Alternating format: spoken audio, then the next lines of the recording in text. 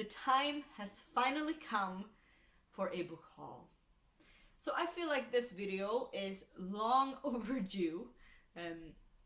I know I've talked about this before, but like if you're new here, I used to make book videos. That was like the only content that I made for a good amount of years, and they were in Swedish. And then I started knitting when Iris was born, and I basically stopped reading because there was no time, and the time that I had, it was just more suitable to be knitting because it was easier for me to like pay attention to her at the same time, or it was easier for me to just put it down and go play with her or whatever than if I was reading. So I haven't been reading that much. I used to read like 110-ish books a year. And now I think since Iris was born, which is which is like 17 months ago now, I think I haven't even read 10 books since then. So my number has gone down drastically. But that doesn't really matter because reading and knitting and hobbies in general, they're there to like fill a need that we have, and if that need changes, that's totally fine, and you should just go with what gives you that relaxation and enjoyment at the time. And for me, that has been knitting recently, which is why I haven't been reading that much. But I am now getting my reading feelings back. I'm excited about reading again, and it's making me happy because reading and books, they are really like my first love and the love of my life when it comes to like, if you don't count people. And I've always known that we were gonna find each other again. The question has always been when. So we're getting there now. It's like we've started dating again, I think, but we're not really fully committed. So we'll see how long that takes. But I did do a little swap with Francesca, my friend, who is an Italian knitter here on YouTube. And we did a little swap because I had this yarn, the Line garn from Sandnes Garn, and I don't really like it. I actually really hate it. I don't like how it feels when I'm knitting with it. And I had this sweater's quantity of it, and I was like, oh, what am I gonna do? I don't want to use this. I bought it for the peacock tea, and I was like, I don't want to make the peacock tea in this because I don't want to use this yarn. But I know that Francesca loves the yarn, and it was her color as well, like olive green. So we did a swap. I sent her the yarn, and she asked me what I would want like to swap. And at the moment, my knitting mojo was not back. It is now, but it wasn't then. But my reading mojo was back, so it was like, I would love a gift card for a bookstore. So she got me a gift card for the bookstore of my choice, and I sent her the yarn, and I got some books. So I will show them to you today. Not all of these are from the swap. I bought, I think, 2 of them myself, but that doesn't really matter. So I'm just gonna show them to you.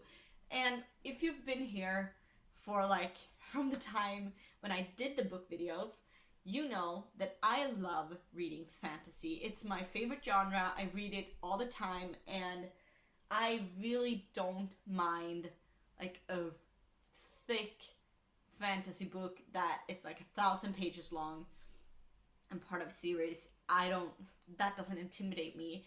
But recently, I have been watching a lot of the Books Unbound podcast, but on YouTube because I love the video episodes, with Ariel Bassett and Raylene May.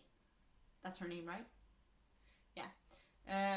And I've really been enjoying it and feeling very inspired about the kind of books that they are talking about.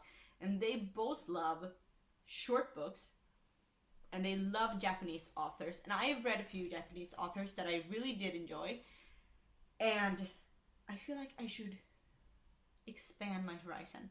So I've been inspired by them, but mostly when it came to like the short books, I was really into the idea of picking up a book and being able to finish it in like a short period of time, because my reading mojo is back, but I don't know how long it will stay, and it feels like a commitment right now to pick up like a big fantasy novel, because I know how much time I will have to spend reading that, and I don't know if my like reading mojo will be here for that kind of commitment. So I went with the short books, and I'm also a little bit more excited about reading these types of books right now. So just went with a feeling. So the first book, I don't know if I have no idea what order I got them, so I'll just show them to you.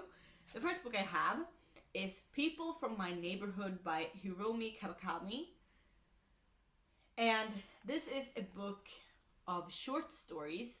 Each story is like 1 to 3 pages long.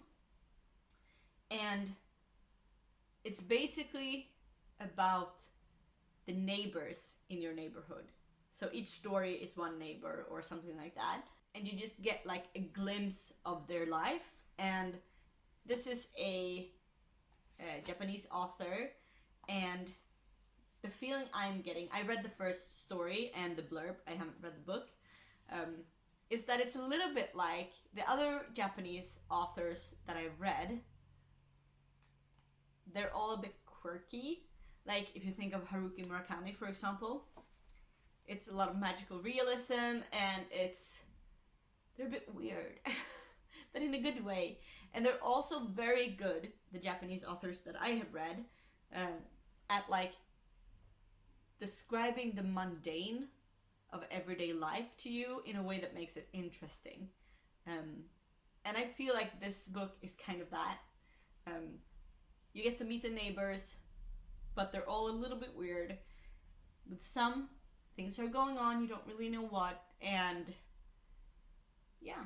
I hope to enjoy this book. I read the first story, like I said, it was about like a boy who was living under a sheet next to a tree, which was interesting and very strange. It feels like this tiny little gem because it's very short, which is what I was going for. They're short stories, which would mean that it's very quick to read it, and I'm very intrigued about like the concept of, I'm thinking about my neighborhood and all of the people that live here. If you get like a 3-page story about each of them, that would be so interesting to like know people's lives, and not just like what they show you and what you know from knowing them, but like a more immersive look at their life. I think that would be very interesting. So yeah, looking forward to this. I'm gonna put them there. I used to be this booktube very organized booktuber that made sure you could see all the books when I was talking about them and all of that stuff. I don't know if you can see that or if I'm covering it with my shoulder. Fam, I'm sorry, you'll have to live with it.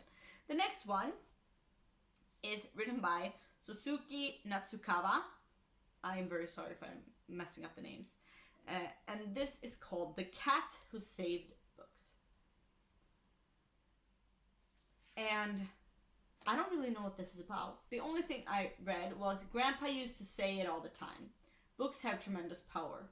But what is that power really? I don't really know what this is about. I think it's because I went into the bookstore with like as a blank page. I was like, I don't know what I'm gonna get. I'm just gonna browse. I spent like a few hours there reading the blurbs and like touching the books and feeling like this one speaks to me. This wants to come home.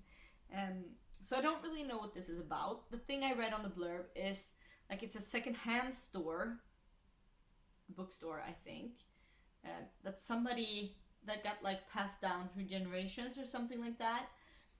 And then there's a cat who needs company on this mission to save books from people who are like mistreating them or betraying them or whatever.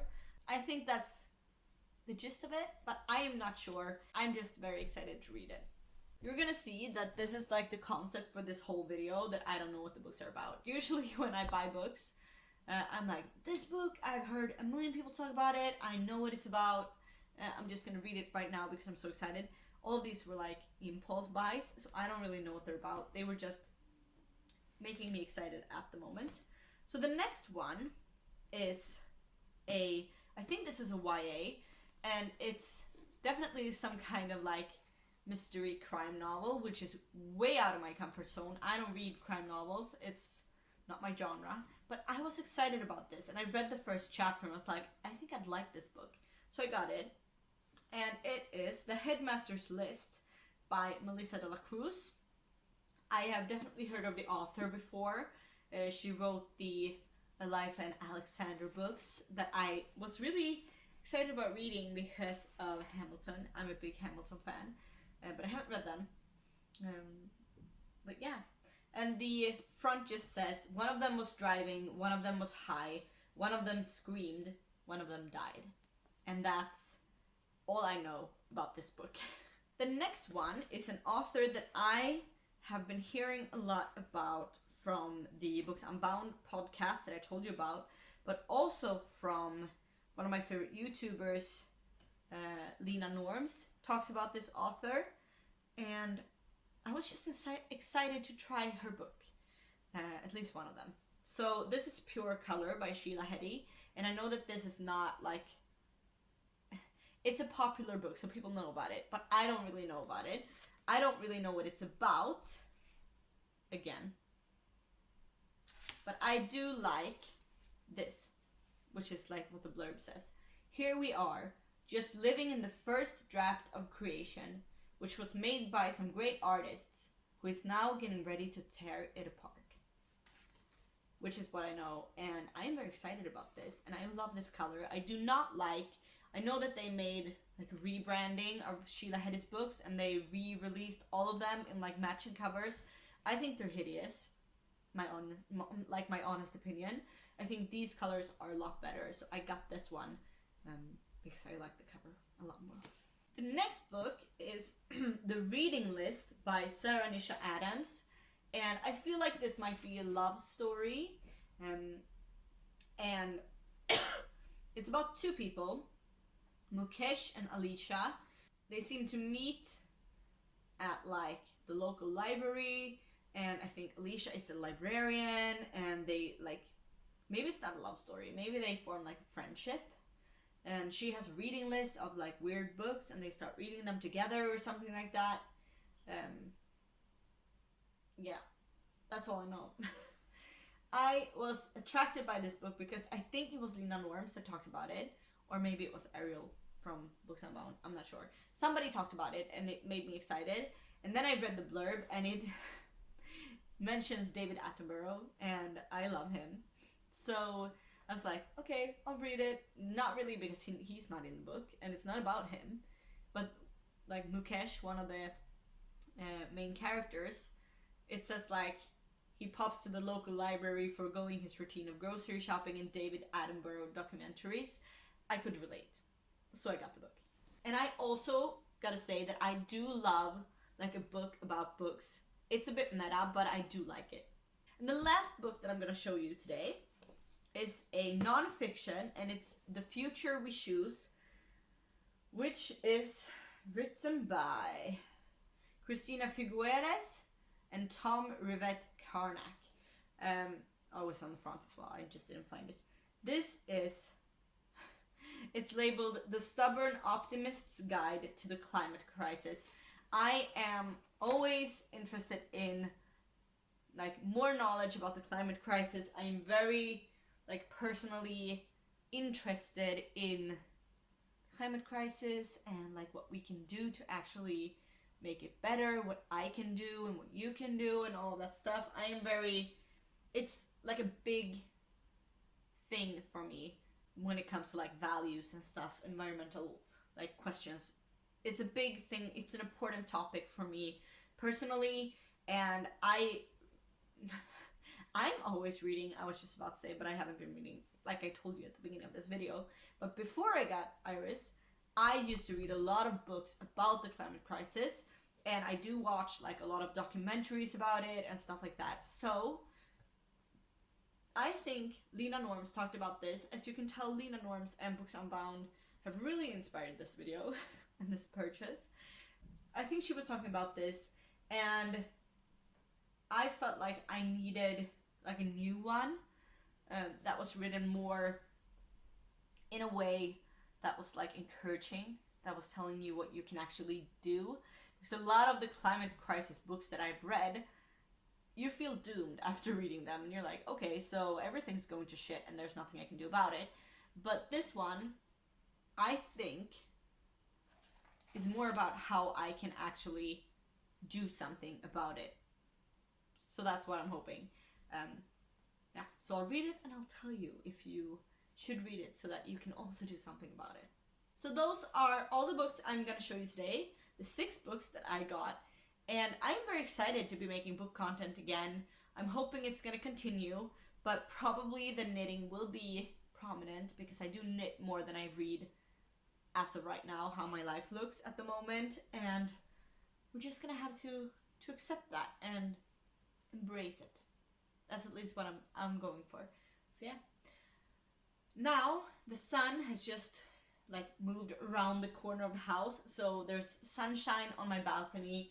I have an hour till I have to leave to pick up Iris from preschool. So I'm gonna take my knitting and I'm gonna go to the balcony. I just remembered that I have another book to show you that I got with my gift card from Francesca. Hang on. It's right here.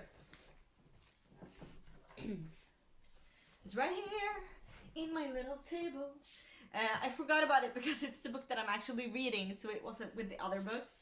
I'm halfway through this book at this point, and it's called Someone Who Will Love You in All Your Damaged Glory.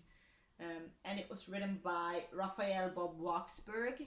And this is also a collection of short stories about love, basically. So each short story is a love story of some sort, and they're all a little bit funny and a little bit weird, and I'm really enjoying it. Like the first story was basically about a couple that decided to get married. Everyone they know trying to like meddle in how they were planning their wedding, and the whole story they were just trying to like decide on how many goats to sacrifice at the wedding.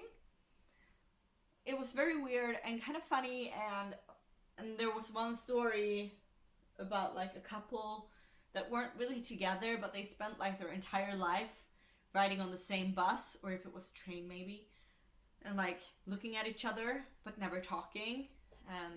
So those kinds of stories, and they're all a bit funny, a bit weird, and I'm really enjoying it. I'm halfway through. So yeah, that's the last book. Now I've shown you all the books. Now I'm gonna go knit. Have a great day, and I will see you when I see you.